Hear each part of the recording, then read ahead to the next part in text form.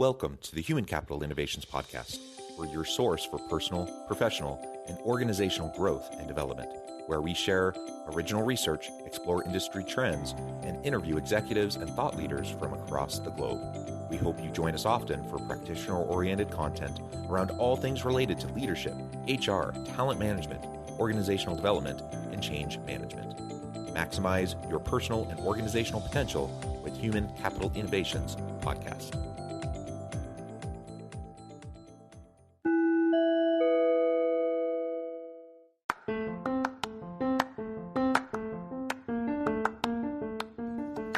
Welcome to the Human Capital Innovations Podcast. In this HCI Podcast episode, I talk with Raphael Crawford-Marks about creating a culture of appreciation in your organization.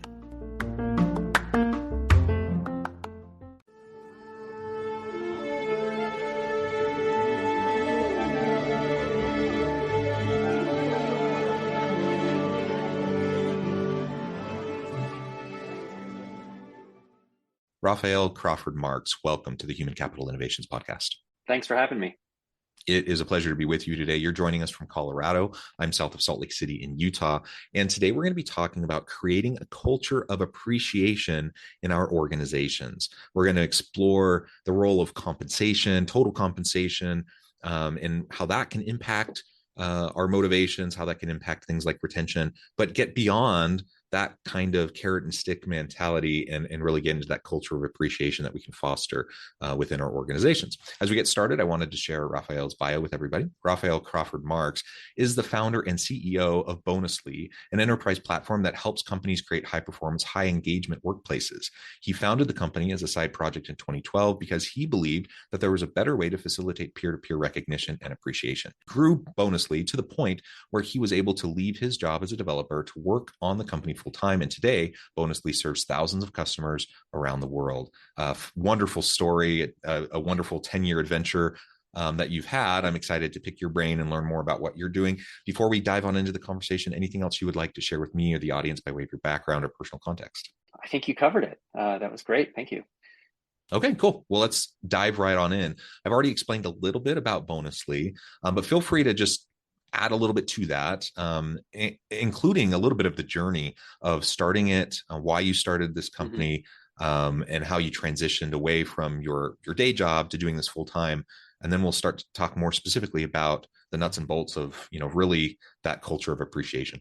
Yeah, the impetus behind starting Bonusly, and I started working on it as a side project. So really thinking it was what was so interesting about this sort of space and this idea that I wanted to give up my nights and weekends to build it. And the reason was this: I was at that point, 15 years into my career, having worked primarily as a software engineer at a number of different companies, and I knew, or I believed, that people and the teams they formed were the primary determinants of the outcomes that companies realized. It seemed to me to be obvious that if a company wanted to be successful, it needed to find a way to unlock the full potential of their people and teams. And with that belief as sort of the foundation, I then looked around and saw, in my own experience at companies I worked with, hearing from friends in a wide variety of different roles in different industries, it really seemed like companies were behaving in ways that were often sort of puzzlingly antithetical to their interest in getting the best performance out of their people and thus the best business results. And so I thought, hey, maybe things are going to have to change. As companies, some leading edge companies will start to get the idea that they should run their companies in ways that create better performance and enable better performance, and those companies will win out, and the other companies will have to either change their practices or they'll be competed out of existence. And maybe software can be something that helps companies adopt a lot of these best practices. Software will never be a panacea. There's always, many aspects to forming culture, but there are a lot of things that can be done in software, especially as technology more and more often mediates our working interactions, there's a role for software to play in enabling performance and enabling a culture of appreciation. Yeah, I love all that. You're really speaking my language. All of that I think is so important, and it really is, mind-boggling. I have these types of conversations with executives and business leaders, thought leaders like you from around the globe all the time, right? And a lot of times we talk around these issues, and we're in large level of agreement. Yet there are so many leaders out there. There are so many organizational executives who just don't seem to quite get it. And that's, I guess, why there's a niche for people like us to do the type of work that we do. It seems so obvious to us, yet it's something that still doesn't happen in a lot of organizations. And I think even with well-meaning leaders in many organizations who get it and they buy into the framing that you just laid out, the systems, the processes, the mechanisms within their organization kind of push them a different direction. And it takes a really resilient leader who's willing to challenge the status quo often to be able to get past the murkiness of, the systematic issues that they may be butting their head up against, to really get to the point where they can do some of the types of things we talk about. So I think it's just really fun as you're talking with your business about how you create a platform to specifically help. So you're focusing on not just culture stuff, generally, like lots of people talk about the importance of culture, but you've created a mechanism, a system to help in perpetuating and sustaining the type of culture that you need to have, and helping leaders who may not fully get it or not fully buy in to start down that path. And for those leaders who do get it, to have the systems in place to support them in doing what they already want to do. Right. Yeah. Yeah. And I think what we're up against, and the reason why there are still, I would say, probably the vast majority of corporate leaders are not fully bought into this, is because changing hearts and minds is often operates on a generational timescale. It's a slow process, and I can tell you, I've been doing this for 10 years. There are heads of HR who laughed at me when I pitched what Bonusly was and did 10 years ago. Some of whom who are now customers of Bonusly. So the minds are being changed. This is the direction that we're going in, but from the dawn of the modern corporation, companies and leaders of companies have thought of employees as coin-operated machines. You talk about sort of the carrot and stick mentality. I like to talk about the coin-operated machine mentality. But really, it's like sort of, I want them to do a job. I am going to pay them whatever the market requires to get them to do the job. And Bob's your uncle. I should be done.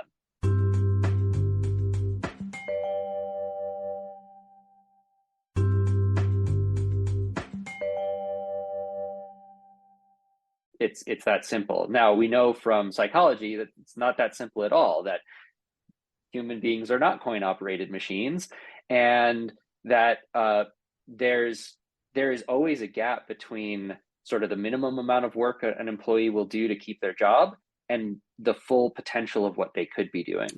Right. And if you're paying a fair wage, you're probably most of the time going to guarantee that you're getting that minimum amount to keep their job. But there's an enormous gap between that minimum amount and getting the full potential of that employee. And that's where often sort of softer, fuzzier things need to be done, and softer, fuzzier investments need to be made to create an environment where that discretionary effort is going to be put forth, which is often the difference between winning and losing for your company. Yeah, there's so much research on employee satisfaction, employee engagement, and leveraging the intrinsic motivations of employees to help them maximize their potential, like you've been discussing. That's not to set aside the importance of extrinsic factors and extrinsic motivators, and things like compensation still are important. Sometimes I cringe when some leaders will listen to something like what we're saying, and then they'll say, "Oh, good, so I don't need to focus on compensation." And so then they go back to their people and they're like, they use that as an excuse to not pay people well or equitably, or to recognize their efforts via traditional compensation mechanisms, those are important. People need those, and especially depending on age and life stage, sometimes it's more important to some people than others. But the reality is, well, why don't you tell us a little bit about some of the research behind that? The role that Yeah. compensation plays in attracting and retaining good employees, because it plays an important role, but it's not the end goal either, to get us where we want to be. Yes. Yes. I think the best way to think of compensation is as hygiene. Yeah. So if you never shower, you're going to suffer some pretty negative consequences in your ability to be successful in your life. But once you're showering once a day, you're not going to become more successful by showering 10 times a day. And so compensation is the same way. If you don't pay a fair wage, and I think an important nuance here is you actually get more benefits from fair compensation when your employee base perceives that they are being paid fairly. So I know a lot of companies are very against these like pay transparency laws, but actually laws that communicate to employees that they're being paid fairly gives you more bang for your compensation buck. So it's something for companies to think about there. But there is this hygiene condition of you have to pay fairly.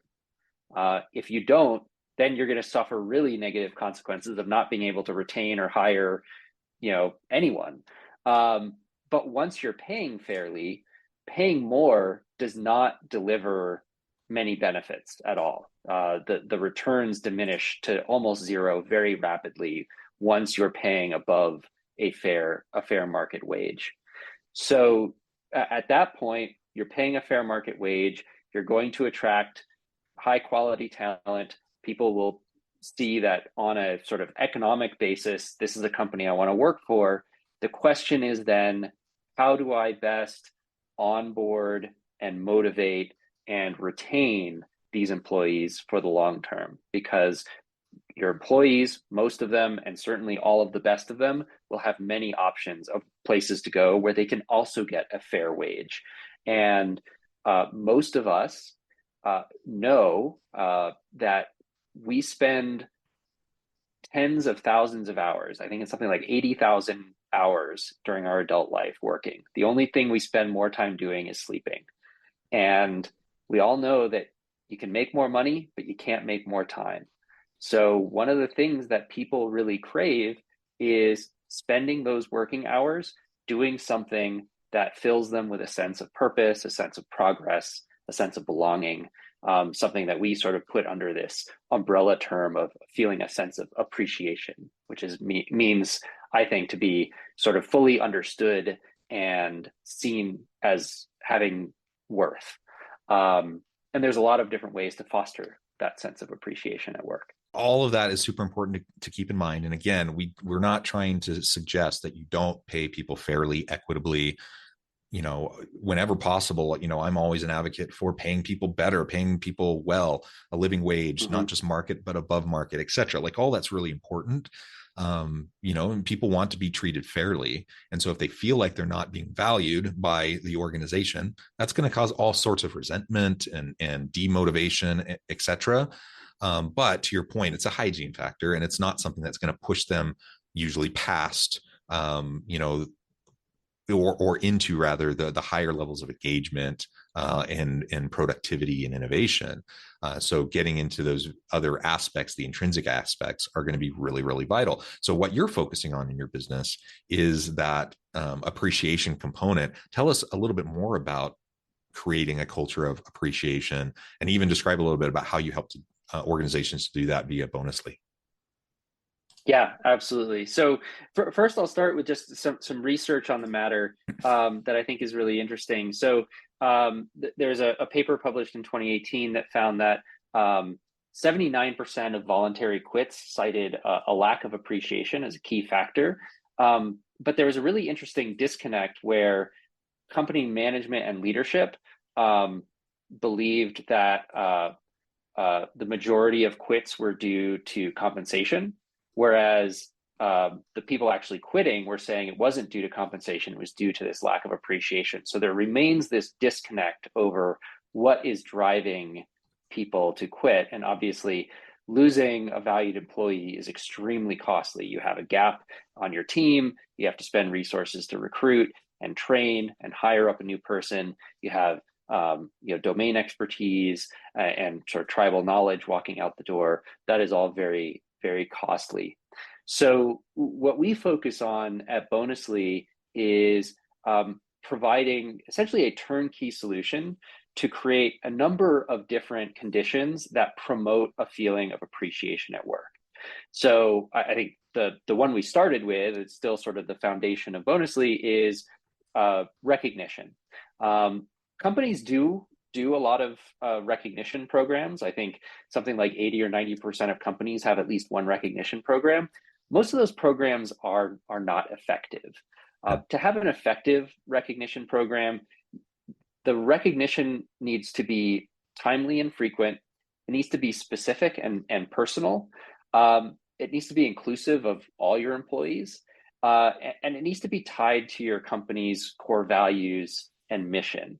Because again, one of the things that really motivates employees is feeling that sense of purpose, which is often tied to a belief in the values and mission and vision of the company.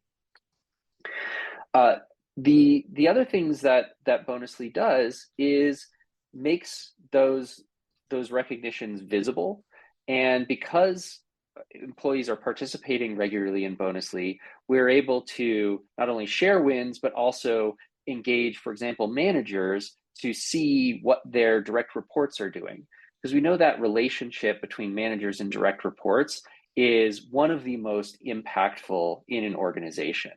In fact, 70% of employee performance and variation in employee engagement is explained by manager quality.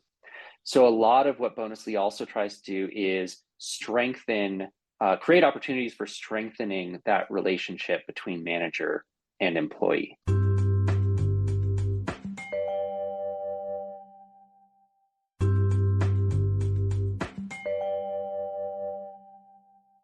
The last thing Bonusly does is there is a room for not just appreciation and sort of post hoc recognition, but there is room for incentives, for contingent motivators in certain settings.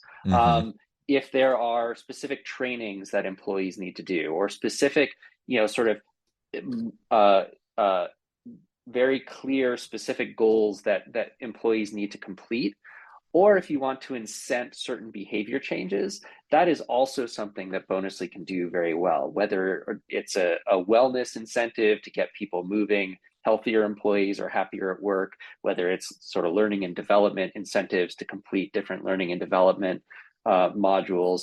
Those do have an important place, and Bonusly does create an environment where those can be done very quickly and easily and efficiently. Yeah, excellent. And again, I appreciate the focus on both types of motivators and factors in helping people to feel appreciated. And to bring it back to the compensation piece or the bonus piece, some of those other contingent types of compensation or monetary types of factors. Just in my own organization at the university, I'm a professor, and we had an issue in my department. I'm a chair. And so, I have a whole bunch of faculty that I'm working with, trying to help them, be happy and satisfied and productive. And one of my very most productive employees, the very most productive faculty members, a great teacher, great researcher, is involved in so much other, service and activities, committees at the university and such. There has been an issue the last couple of weeks around frustrations around pay and equity and some of those sorts of things, and just feeling valued, period, by the university. And one of the things that this individual was pursuing, unfortunately, it kind of went up the line, and administration said no, and it came back down. So yesterday I was having some of those hard conversations, and then also trying to figure out what else can I do? The university just said no to this one thing that this person was asking for, but there are other mechanisms. There are other ways, even monetary ways, just not the one that this person was seeking. And so, now it's incumbent upon me as the leader to try to be creative around how I can help this faculty member feel valued, to feel recognized, to help them understand that they are a top contributor, and that we want them to continue to be a top contributor, right? And so there's a lot of ways to go about doing that. You don't necessarily need a software or a system to help you do that, but the vast majority of people don't know how to do it. And so having a system in place will really, really help you. Part of the conversations I was having yesterday, some with this faculty member, but also a lot with my dean's office, the upper administration at the university, because it's not something they were thinking about. Like they just saw it as, this compliance thing or this policy thing. They weren't seeing the human side of it and how this was impacting the faculty member. And it wasn't until I raised questions and issues and started to explore some creative approaches that, they kind of got it. And they're like, oh, I see why this might be important. But, there's not always someone like me there to try to push people in that direction. And so 100%. having mechanisms are really going to help. Yeah, 100%. And I mean, that is such a great example of the power of having a great manager, or I don't know if you're officially this person's manager, but having someone in that sort of, managerial type relationship who can be an advocate for an employee. I mean, I'm sure people, I certainly know people who stay in jobs because they have a great manager, even if they disagree with decisions from the corporate higher ups. Like having a great manager can really make a big difference, just as much as having a poor manager can make a sort of a negative difference there. And you're absolutely right. From management skills to also just understanding how to sort of foster a culture of appreciation. These are things that are not taught. And because the history of the corporation is one of this coin-operated machine mindset, there isn't industry knowledge that gets passed down from leaders to their direct reports, who then become the next generation of leaders, on why it's important to think of these things and what the different tools in the toolbox are. So that's something we're also trying to change, both by baking as much of that into the product as possible, so it's super easy and sort of it's available to you out of the box, but also by training everyone at our company who interfaces with our customers to be educators as well, and educate the people we talk to in marketing and sales, as well as educate our current customers about what they can be doing, how they can best be using our product, and also how they can best shape other company policies to support their employees and get good outcomes for their employees and for the business. Yeah, very well said, Raphael. It has been a pleasure. I know at the time I need to let you go here in just a couple minutes, but before we wrap things up for today, I wanted to give you a chance to share with the audience how they can connect with you, find out more about your work, your team at Bonusly, and then give us a final word on the topic for today. Yes, absolutely. So Bonusly is bonusly.com, spelled exactly like how it sounds. We would love to talk to you. We produce a lot of content on our blog, and I can be found on LinkedIn if anyone wants to connect with me directly. And as a last word, I would say that one of the things I love, probably the main thing that I love about working on Bonusly and building Bonusly, and why I'm still doing it 10 plus years later, is because it truly does deliver a win-win. It just feels really good. Companies and employers win, employees win. It's really great to find those opportunities to have win-wins for everyone. And so we'd love to meet more companies and show them the possibilities of creating more win-win situations for their teams. Yeah, wonderful. Raphael, thank you again. It's been a pleasure. I encourage the audience to reach out, get connected, find out more about what Raphael and his team at Bonusly can do for you. And as always, I hope everyone can stay healthy and safe, that you can find meaning and purpose at work each and every day. And I hope you all have a great week.